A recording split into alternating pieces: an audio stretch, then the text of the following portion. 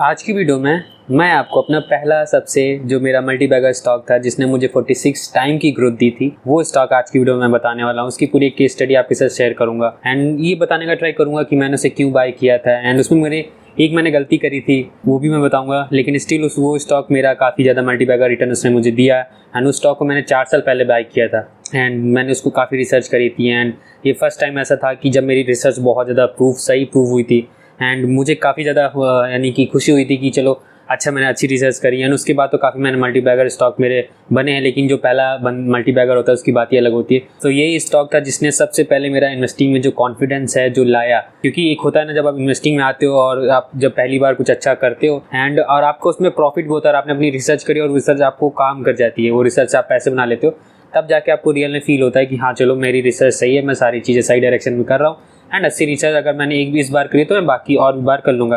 तो तब से ही मुझे थोड़ा अपने ऊपर और कॉन्फिडेंस आया, तब से मैं और इन्वेस्टमेंट करना स्टार्ट किया एंड उसके बाद से काफ़ी मैंने अपनी स्टडीज़ करी हैं, काफ़ी इन्वेस्टमेंट करी एंड काफ़ी अच्छे रिटर्न आए हैं। सो सबसे पहले आप ये स्क्रीनशॉट देख सकते हो, मे बी आपको विजिबल है कि नहीं है। ये मैंने इस स्टॉक को लगभग आज से 1545 दिन पहले खरीदा था, तो ऑलमोस्ट अराउंड 4 साल पहले मैंने इस स्टॉक को बाय किया था एंड मैंने इसको 59 रुपीज़ में बाय किया एंड इसका ऑल टाइम हाई अभी लगभग 2800 रुपये के 2748 रुपये के आसपास है। तो लगभग इसने मुझे 46 टाइम की ग्रोथ दी थी एंड इसको मैंने फिर वहाँ पर मैंने इसकी प्रॉफिट बुकिंग करी, वो भी बताऊँगा कि मैंने इसकी प्रॉफिट बुकिंग क्यों करी एंड क्या ये अभी मैंने इसको अपने पोर्टफोलियो में रखा है कि नहीं रखा है, क्योंकि ये अभी काफ़ी ज़्यादा थोड़ा क्रैश हो चुका है, लगभग 941 रुपीज़ अब इसका प्राइस चल रहा है। तो वो भी बताने का ट्राई करूँगा ना कि क्यों मैंने इसको प्रॉफिट बुकिंग क्यों करी एंड अभी होल्ड कर रहा हूँ कि सारा ही मैंने सेल ऑफ कर दिया, वो सारी चीज़ बताने का ट्राई करूँगा। तो आप भी जानना चाहते हो कैसे मैंने रिसर्च करी तो वीडियो को आखिर तक जरूर देखिएगा। चलिए वीडियो शुरू करते हैं। तो सबसे पहले मैं आपको अपनी इन्वेस्टमेंट वो बताता हूँ कि मेरी इन्वेस्टमेंट स्टोरी क्या रही। मैंने इसमें एंट्री लगभग 59 रुपीज़ से ली थी एंड क्यों बाय किया था मैंने, क्योंकि तब ना इनकी ऑर्डर बुक काफ़ी ज़्यादा स्ट्रॉन्ग हो चुकी थी। इनकी जो EPC सेगमेंट है, इंजीनियरिंग प्रोक्योरमेंट कंस्ट्रक्शन वाला सेगमेंट जिसमें ये सर्विसेज प्रोवाइड करते हैं, ये काफ़ी ज़्यादा स्ट्रॉन्ग थे। इनके जो ऑर्डर बुक थे इनके मार्केट कैपिटलाइजेशन से भी ज़्यादा थे, तो मुझे काफ़ी ज़्यादा स्ट्रॉन्ग सिग्नल आ रहे थे कि मुझे इसमें बाय करना चाहिए। एंड उसके बाद सेकंड फेज़ क्या हुआ कि इन्होंने अच्छा खासा पीक बनाया, क्योंकि जब ये स्टॉक सबकी नज़र में आ गया तो बहुत बड़े बड़े इन्वेस्टर्स ने इसमें एंट्री लेना स्टार्ट किया। तो क्या हुआ कि ये काफ़ी ज़्यादा इसमें रैली हुई, इसने एक साल के अंदर काफ़ी ज़्यादा रिटर्न दिए, 10-20 टाइप्स की रिटर्न दी। तो क्या हुआ कि इसका जो इसने पीक बनाया लगभग 2748 रुपये का बनाया। तो उस टाइम पे मुझे लगा कि हाँ अब इसकी वैल्यूएशन काफ़ी ज़्यादा हाई जा रही है। इसका जो मीडियन पी था वो 60 का था, लेकिन ये उस समय जो इस वैल्यूएशन में इसका पी लगभग 170-180 पहुंच चुका था। देन मुझे ऐसा लगा कि अब मुझे इसमें थोड़ी सी प्रॉफिट बुकिंग कर लेनी चाहिए। तो मैंने इसकी वैल्यूएशन जब बहुत ज़्यादा आगे निकल गई तो मैंने इसमें अपनी प्रॉफिट बुकिंग करी। मैंने लगभग उन्हें 50% स्टॉक बेच दिए थे। क्यों बेचे थे? मेनली यही रीज़न था कि वो बहुत ज़्यादा वैल्यूएशन हो चुकी थी और इससे ज़्यादा मुझे वैल्यूएशन दिख नहीं रही थी, तो मैंने बेचा। अब मेरा जो इनिशियल इन्वेस्टमेंट था मैंने उसे बाहर निकाल लिया, थोड़ा बहुत मैंने प्रॉफिट भी निकाल लिया, क्योंकि मुझे पता था कि अभी चाहे इसमें जितनी वैल्यूएशन आना है आगे जाकर इसमें करेक्शन आना है। एंड बाद में हुआ भी यही कि उसके बाद से स्टॉक काफ़ी ज़्यादा करेक्ट होने लगा। जब से मार्केट करेक्ट होना स्टार्ट हुई तो ये स्टॉक ने भी काफ़ी ज़्यादा इसमें करेक्शन देखा गया एंड अभी ये स्टॉक करंटली लगभग 941 रुपीज़ का ट्रेड कर रहा है। तो हम देख सकते हैं कि अराउंड 50-60% स्टॉक अपने ऑल टाइम हाई से क्रैश हो चुका है, जो कि कोई ऐसे इसमें फंडामेंटल रीजन नहीं है, इसमें रियल रीजन बस इसकी वैल्यूएशन क्या है कि वैल्यूएशन बहुत ज़्यादा हाई हो चुकी थी। इसमें रिलेशन ये है ना कि buying is the half job and selling right time is the rest, यानी कि बाय करना है किसी स्टॉक को वो एक आधा गेम होता है, लेकिन उसे बेचना भी आपको आना चाहिए कि आपको बेचना कब है वो भी आपको पता होना चाहिए। तो मुझे पता था कि मुझे कब बेचना है कि जब वैल्यूएशन बहुत ज़्यादा हाई हो जाए, इसलिए मैंने वैल्यूएशन हाई होने पे मैंने पूरी तरह से नहीं बेचा है, मैंने अपनी बस प्रॉफिट बुकिंग करी थी। एंड अभी मैंने इसमें क्या हुआ कि जब इसकी वैल्यूएशन बहुत अच्छी दिख रही है, अब वैल्यूएशन बहुत अच्छे लेवल पे आ गई, तो मैंने इसमें फिर से री एंट्री भी करी है। जितना मैंने प्रॉफिट बुक किया था उसमें मैंने इसमें फिर से इन्वेस्टमेंट कर दी है। पहले आपको कंपनी का नाम बता देता हूँ, अभी तक शायद मैंने आपको कंपनी का नाम नहीं बताया। कंपनी का नाम है वारी रिन्यूएबल टेक्नोलॉजी लिमिटेड, ये आप सर्च कर सकते हो। ये सोलर सेगमेंट में काम करते हैं, इंडिया के सबसे बड़े सोलर मॉड्यूल मैन्युफैक्चरर्स में से एक है। ये इंडिया की सबसे बड़ी वर्टिकली इंटीग्रेटेड कंपनी है। इसका मतलब होता है कि ये स्टार्टिंग से सोलर बनाने से लेकर उसे पूरा सेटअप करने तक, पावर प्लांट को पूरा सेटअप करने तक ये सारा काम खुद ही करते हैं। कंपनी क्या करती है, ये मेनली EPC सेगमेंट में काम करती है। EPC मतलब इंजीनियरिंग प्रोक्योरमेंट कंस्ट्रक्शन, ये वारी ग्रुप के अंदर आती है। एंड पुट सिंपली अगर बताओ तो ये सोलर प्लांट बनाने का काम करते हैं। सिंपल बताता हूँ तो ये सोलर प्लांट बनाते हैं एंड इनकी जो पेरेंट कंपनी वारी एनर्जीज वो सोलर मॉड्यूल बनाने का काम करती है। ये एसेट लाइट मॉडल पे काम करते हैं। They do not manufacture the panel से खुद मैन्युफैक्चर नहीं करते, मेनली ये उसे बस पावर प्लांट बनाने का काम करते हैं। दे mainly focus on design, installation and maintenance. ये सोलर पावर प्लांट को बनाने में उनकी डिज़ाइन को कैसा डिज़ाइन होना चाहिए, उसमें इंस्टॉलेशन कैसे होगी और उसमें मेंटेनेंस का ही पूरा ये ध्यान देते हैं। एंड इनकी ना बहुत मैसिव एग्जीक्यूशन, ये एग्जीक्यूशन के नाम पे ये वारी अपनी जानी जाते हैं, क्योंकि इन्होंने अब तक 10,000 से ज़्यादा इंस्टॉलेशन कर चुके हैं एंड अराउंड 2.5 गीगावाट से ज़्यादा इन्होंने अभी तक अपने एनर्जी पावर प्लांट लगा चुके हैं। एंड ये जो सेक्टर है आप खुद ही जानते हो कि जो सोलर सेक्टर में अभी काफ़ी ज़्यादा टेलविंड आ रही है and it directly riding India's massive push toward 500 gigawatt of non fossil fuel capacity by 2030। As you know that कि इंडियन गवर्नमेंट का जो हमारा टारगेट है कि हमें 2030 तक लगभग हमें जो हमारी रिन्यूएबल एनर्जी से जो प्रोडक्शन है लगभग 500 गीगावाट करना है। And as you know that कि अभी जो हमारा करंटली वो लगभग 200 गीगावाट का है, तो अभी भी हमें लगभग 4 सालों के अंदर हमें अपना जो एनर्जी प्रोडक्शन है रिन्यूएबल एनर्जी से वो हमें 2.5 टाइम्स बढ़ाना है। एंड अगर वो बढ़ाना है तो मेनली ज़्यादा सोलर सेक्टर से आना है, तो ऐसी कंपनी जो सोलर में काम कर रही है तो उसमें अभी भी ग्रोथ काफ़ी ज़्यादा हो सकती है। इसीलिए मैंने इसमें अपना पूरा स्टेक नहीं बेचा था, क्योंकि मुझे पता था कि अभी काफ़ी ज़्यादा अभी इंडिया की ग्रोथ स्टोरी जो है काफ़ी बाकी है, सोलर सेक्टर में काफ़ी ज़्यादा ग्रोथ आ सकती है।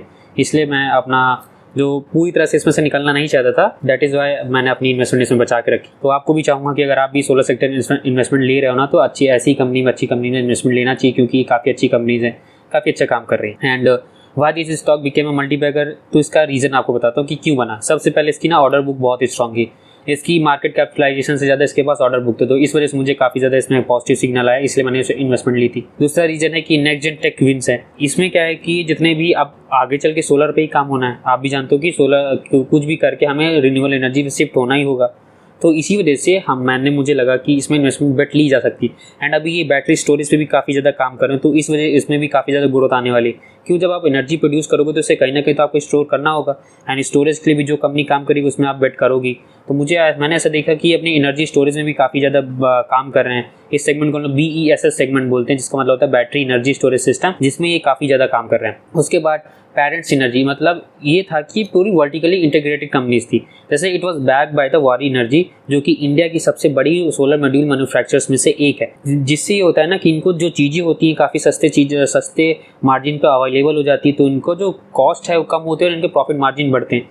एंड चौथा रीजन था फ्लॉलेस एग्जीक्यूशन। इनका बहुत स्ट्रॉन्ग एग्जीक्यूशन है। Company consistently converting the massive order book into explosive quarterly profit without taking on डेब्ट। ये लगातार अपने जो ऑर्डर्स इनको मिलते हैं बिना लोन लिए लगातार एग्जीक्यूट करते जा रहे हैं, तो इस वजह से मुझे काफ़ी ज़्यादा इसमें कॉन्फिडेंस आया कि इनकी ऑर्डर बुक बहुत स्ट्रॉन्ग थी, पेरेंट एंड वर्टिकली इंटीग्रेटेड थे, एंड नेक्स्ट जेन जो कंपनीज उनमें काम कर रहे थे, एंड इनका एग्जीक्यूशन बहुत अच्छा था। अगर मैं इनका फाइनेंशियल एनालिसिस आपको बताता हूँ ना, तो बहुत अच्छा है। इनका जो ROE है 68.9 का है, तो आप खुद सोचो कोई कंपनी जो 50% ज़्यादा ROE मेंटेन कर रही है वो बहुत ज़्यादा अच्छे लेवल पे एग्जीक्यूट कर रही है। इनका जो ROCE है, रिटर्न ऑन कैपिटल, वो 83% का, जो कि बहुत ज़्यादा है। और इनके जो ये वर्टिकली अगर देखिए वर्चुअली देखूँ तो पूरे से डेट फ्री कंपनी, इनके ऊपर कोई किसी तरह का डेट नहीं है। और अगर मैं इनका बताऊँ ना, तो इनका हाइपर रेवेन्यू ग्रोथ हो रही है, यानी रेवेन्यू बहुत तेज़ी से बढ़ रहा है। जहाँ Q4 ऑफ FY23 में इन्होंने लगभग 477 करोड़ की सेल्स करी, एंड वहीं पे इनका जो Q4 ऑफ FY24 में इन्होंने लगभग 1100 करोड़ की सेल्स करी। तो हम खुद देख सकते हैं कि मोर देन डबल हो चुका है। इनके मार्जिन बहुत स्ट्रॉन्ग है, कंसिस्टेंटली ऑपरेटिंग एट EBITDA इनका जो लगभग 18 से 28% के बीच में, जो कि काफ़ी अच्छी बात है। इनका जो नेट प्रॉफिट है काफ़ी ज़्यादा बढ़ रहा है। नेट प्रॉफिट इनका 94 करोड़ से बढ़ के 156 करोड़ हो चुका था, जो कि बहुत अच्छी बात होती है। एंड स्टॉक की प्राइसिंग जर्नी में देखूँ तो जहाँ पे मैंने बाई किया था 59 पे, वहाँ पे वैल्यूएशन काफ़ी अच्छी थी कि कंपनी की वैल्यूएशन बहुत अच्छी है, कंपनी के बिजनेसेस बहुत अच्छे हैं, कंपनी की ऑर्डर बुक बहुत अच्छी है, इस वजह से मैंने वहाँ बाइंग करी।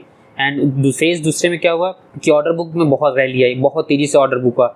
एंड जब इन्होंने पीक बनाया तो काफ़ी ज़्यादा, यानी कि मार्केट में यूफोरिया आ चुका था, यानी कि फोमो आ चुका था मार्केट में। लोगों को अब मार्केट में पता चलने लगा कि हाँ, ये कंपनी काफ़ी अच्छे ज़्यादा काम कर रही है। एंड आप जैसा भी जानते हो कि मार्केट में स्टॉक तभी आता है जब वो बहुत ज़्यादा रिटर्न दे चुका होता है। तो तब मुझे लगा, जब बहुत सारे लोग इसकी बातें करने लगे, तो अब मैंने इसमें एग्जिट लेना शुरू किया था। एंड जब मैंने एग्जिट लिया तो उसके बाद क्या हुआ कि ऐसा नहीं कहूँगा कि मुझे एकदम एग्जैक्ट पता था कि यहाँ से गिरेगा, मैंने इसके आसपास ही एग्जिट लिया था।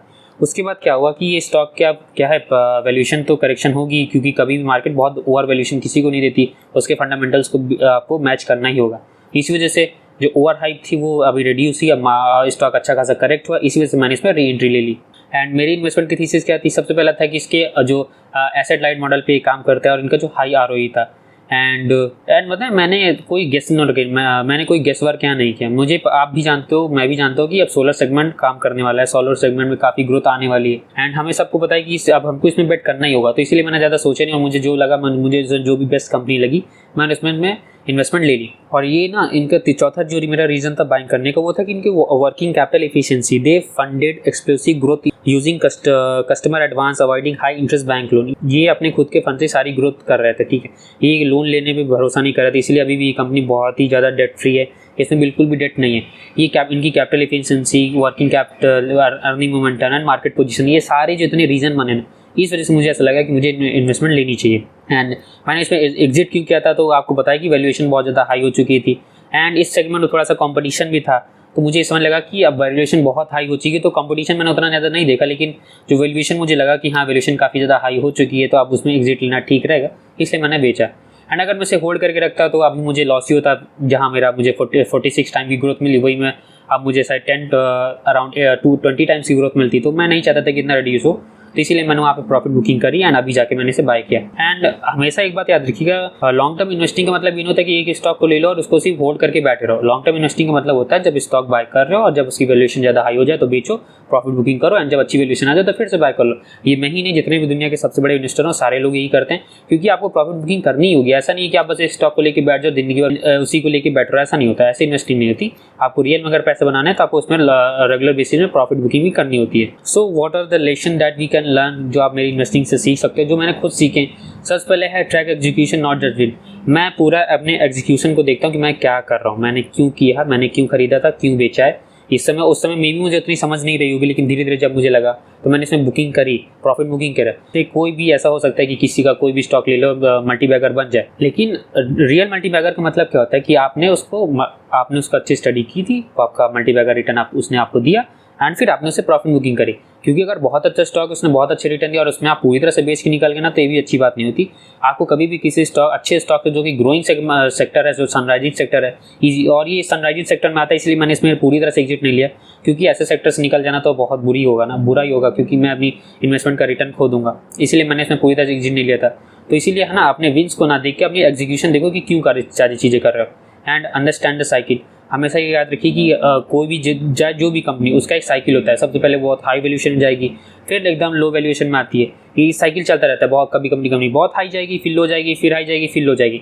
तो आपको देखना है जब कंपनी की वैल्यूएशन बहुत हाई हो जाए, और अगर वो अच्छी कंपनी है, मानता हूँ बहुत अच्छी कंपनी, लेकिन स्टिल आपको उसमें प्रॉफिट मेकिंग करनी चाहिए। अगर उसका मीडियन पी 50-60 का, अगर 200-250 के पी में काम कर रही है, जैसे अभी जोमेटो का है, वो इतने ज़्यादा पी में काम कर रही है, तो आपको अभी उसमें अगर आपको प्रॉफिट है तो आपको बुक करना चाहिए। जैसे मेरा प्रॉफिट है तो मैंने उसमें बुक किया है। तो हमेशा समझिए कि बिजनेसेस के साइकिल आते हैं, कभी कभी बहुत अच्छे वैल्यूएशन पे जाते हैं, कभी कभी अंडर वैल्यूएशन पे जाते हैं। जो तीसरा जो सबसे इंपॉर्टेंट रूल है, जो मुझे लगता है कि हमेशा खरीदने से पहले बेचने का प्लान आपके दिमाग में होना चाहिए, कि अगर मुझे कभी स्टॉक बेचना पड़ा तो मैं क्यों बेचूंगा। मेरा रीजन क्लियर है, अगर फंडामेंटल वीक होते हैं तो मैं बेच देता हूँ। अगर प्रोमोटर्स लास्ट 3 क्वार्टर्स में अगर कंपनी लगातार उनका प्रॉफिट डाउन हो रहे हैं एंड उसका कोई सॉलिड रीजन नहीं आ रहा है, वो इनएफिशिएंसी है, तो मैं बेच देता हूँ। लेकिन अगर कुछ ऐसा है कि हेडविंड आ गई पूरे सेक्टर में, इस वजह से डाउन हो रहा, तब तो मैं होल्ड करके रखता हूँ। लेकिन ऐसा है कि सेक्टर काफ़ी ज़्यादा ग्रोइंग है, लेकिन वो कंपनी ग्रो नहीं कर रही क्योंकि उसके प्रोमोटर अच्छे नहीं है, तो अगर ये सारे रीजन होते हैं तो बेच देता हूँ। अब आपको कंक्लूजन बताता हूँ कि आपको क्या करना चाहिए, ठीक है।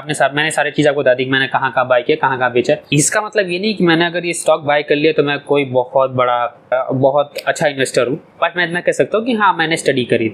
मे भी मैं गलत भी हो सकता था, ठीक है, कुछ स्टॉक हैं जिसमें मैं गलत भी हुआ, लेकिन जब आप अपनी अच्छे लेवल पर अपनी स्टडी करते हो तो गलत होने के चांसेस कम हो जाते हैं। हमेशा याद रखिएगा, कभी भी स्टॉक को ना उसके सिर्फ आप मल्टी बैगर के चक्कर में कोई छोटी कंपनी हमेशा मत बाय करती रहेगा। मल्टी बैगर स्टॉक तभी बनता है जब उसके फंडामेंटल बहुत स्ट्रॉन्ग होते हैं, अपने सेगमेंट में मार्केट लीडर में आते हैं एंड उनकी मार्केट पोजीशन बहुत अच्छी होती है। ये सारी चीज़ें हमेशा ध्यान रखिएगा।